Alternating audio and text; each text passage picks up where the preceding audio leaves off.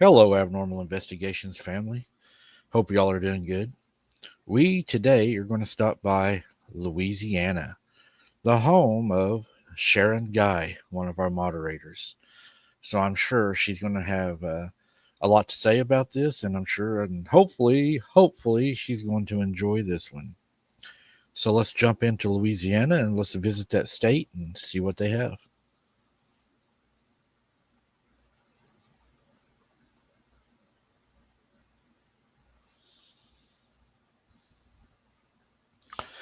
Louisiana is also a place that another moderator lived, Randy Petticourt, so he may have some to add in on this one also.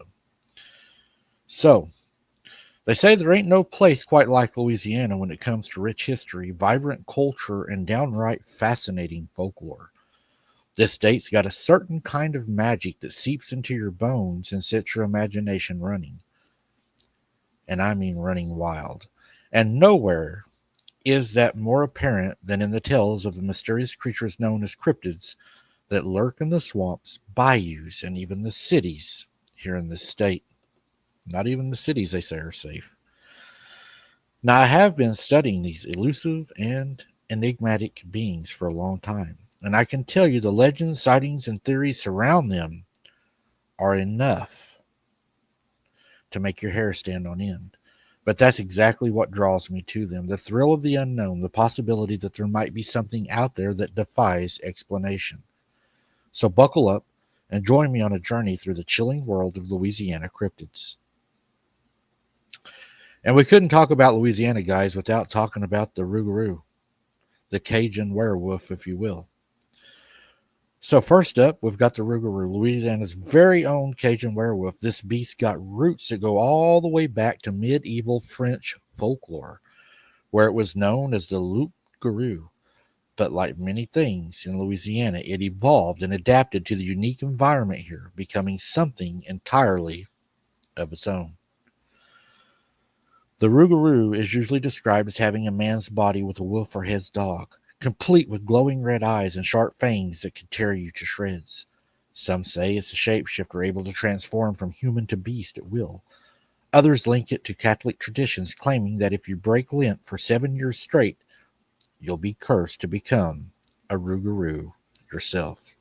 Have you heard this, Sharon? I'd like to know in the comments for sure, or Randy, or anyone that lives down there may know about this. Growing up, Cajun kids would hear cautionary tales about the Rougarou, warning them to behave or else this horrible, fearsome creature would come for them in the middle of the night. And even today, sightings of the Rougarou persist, keeping the legend alive and sending shivers down the spines of those who dare venture into its territory. Kind of reminds you of a lot of the stories we're looking at right now, guys, even from the other states, that how some of them were even said to have been stories made to control the kids, to keep them indoors at night and so forth. But they turn out to be more than that. And I see that these states all are starting to share that they all were made into stories, if you will. So that's pretty interesting because it kind of supports the idea that even with Hollywood, that in these encounters, these stories, these movies, that there's a whole lot of truth to them, right? So next, we got the Honey Island Swamp Monster. A cryptid has made its home in the dense, murky swamps of St. Tammany Parish. The first reported sightings of this creature dates back to 1963, when a man named Harlan Ford claimed to have spotted it while he was out fishing. According to Ford, the monster was large and bipedal, covered in gray hair, with glowing eyes and a stench that would knock you flat. But what really got folks to talking were the unusual footprints it left behind, three-toed and webbed like nothing anyone had ever seen before. Some started speculating that this might be something, maybe part chimpanzee alligator hybrid, cooked up in the depths of the swamp. Now, guys, another thing I want to bring to your attention on this is we know that the Folk Arkansas monster that they believe may have come out of the Kiamichi Mountains in Oklahoma, it also shared the three-toe attributes of this creature, which were found in the cornfield in Folk, Arkansas. They also tracked it down to Louisiana, which you're seeing right here. So they believe that this creature might have been the Folk, Arkansas beast that everyone's seen that attacked the crab trees and then moved down into Louisiana. But they do believe that it originated out of Oklahoma, out of the Kiamichi Mountains. So Oklahoma seems to be a really hot spot, even connected to other states. Is that why it's such a hot spot here? I don't know. But there definitely is a link here. In the 1970s, Ford and his buddy Billy Mills claimed to have found a wild boar that had been torn to shreds by the monster. And they even made plaster casts of it, footprints. Eyewitnesses' accounts poured in, describing a creature that stood 7 feet tall and weighed around 400 pounds. There was even some film evidence through it. It was pretty inconclusive, though. But let me tell you, the Honey Island swamp monsters become a real star in the world of cryptozoology. Folks who just can't get enough of this elusive beast, and it's not hard to see why. There's something about the idea of the creature that can survive in one of the harshest environments on Earth, that captures the imagination, and it refuses to let go. Then we have the Grunch, the New Orleans shadowy creature. Moving from the swamps to the city, we come to the legend of the Grunch, a creature that's said to haunt the streets of New Orleans, particularly around the infamous Grunch Road. This tale goes back to the early days of the city's settlement, when a group of albino dwarves supposedly retreated to the woods to live in isolation. As the story goes, years of inbreeding led to the Grunch becoming more and more deformed and less human-like. They're described as having sharp teeth, goat legs, and all sorts of abnormalities. That would make your skin crawl. The Grunch are said to hide in the tall grass, waiting to prey on unsuspected teenagers who make the mistake of parking on Grunch Road. One of the creepiest parts of the legend is that the Grunch supposedly use injured goats to lure people out to their cars. Once the poor sap steps out to help the animal, the Grunch attack, draining their blood and devouring them whole. It's the stuff nightmares are made of, really, I tell you. It also goes along with the vampires that are sighted in New Orleans also, that will drain you of your blood. Now, there's no hard evidence to support the existence of the Grunch, but that doesn't stop legend from persisting. There's something about the idea of these twisted creatures lurking in the shadows of the city that just gets under your skin and it stays there. Now, we got another one, guys. It is called the Parlangua serpentine mystery of the swamps. Headed back out into the swamps, we go to the Parlangua, a massive serpentine creature that is said to inhabit the basin.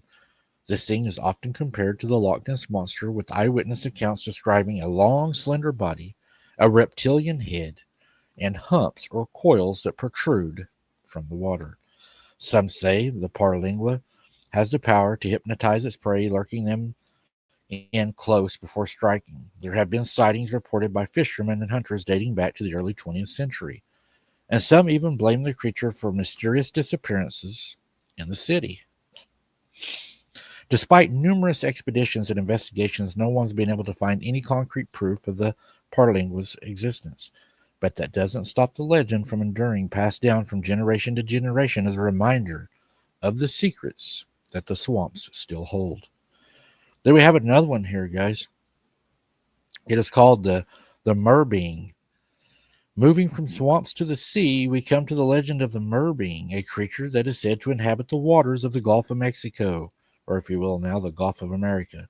Off the coast of Louisiana, the cryptid is often described as a humanoid fish-like creature with the resemblance of a mermaid. That's very interesting. Sightings of the merbeing go back centuries, with Native American tribes and European explorers alike claiming to have encountered these mysterious creatures. Some describe them as having human-like upper bodies with fishtails, while others say that they are covered in scales and have webbed hands and feet. Kind of sounds like that cartoon, don't it? Remember Merman? Now, most scientists would dismiss the idea of the merman being pure fantasy, but there are some cryptozoologists out there who think that these creatures could be some kind of undiscovered species, maybe even a remnant of the ancient aquatic primate. It's a wild theory. Hey, stranger things have happened. Regardless of whether the merbeing is real or not, there's no denying that it became a fascinating part of Louisiana's cryptid folklore. The idea of these mysterious human-like creatures lurking beneath the waves has captured the imagination of people for generations, and it's not hard to see why. Whenever you have two different groups of people, Native Americans, and you have, the French seeing this creature, to me, that gives it a whole lot of standing. And then we have what they call the Alta Maha, serpentine swamp dweller, which is a lot like the one that we just went over. The Alti is usually described as a being anywhere from 10 to 30 feet long, with a body that resembles a giant eel or a snake.